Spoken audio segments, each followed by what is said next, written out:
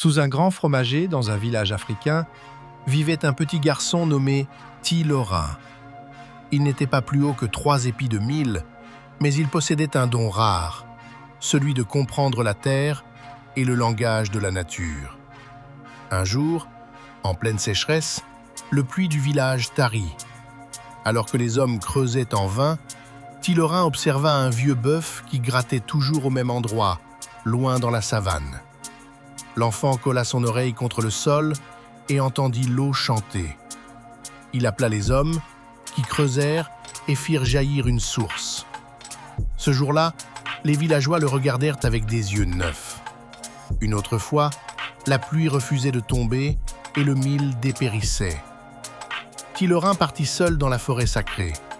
Il observa les fourmis qui montaient leurs provisions en haut des arbres et bouchaient leurs trous. Il retourna au village et annonça « Préparez les semences, dans 3 jours, l'eau tombera. » On se moqua de lui. Mais 3 jours plus tard, le ciel tonna et la pluie sauva les récoltes.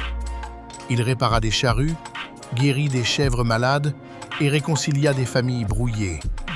Ses exploits étaient si nombreux que tout le village se réunit sous le grand fromager pour l'honorer.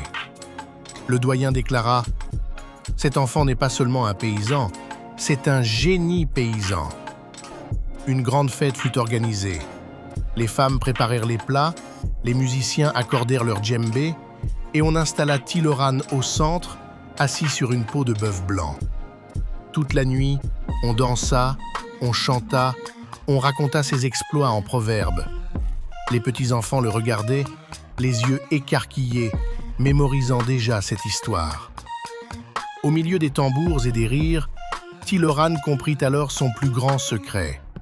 Son véritable don n'était pas de trouver l'eau ou de prédire la pluie, c'était de rassembler tout son village, de faire battre tous les cœurs à l'unisson.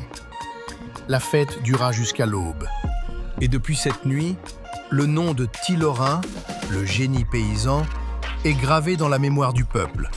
Et le vent ne cesse de le murmurer à travers les branches du grand fromager.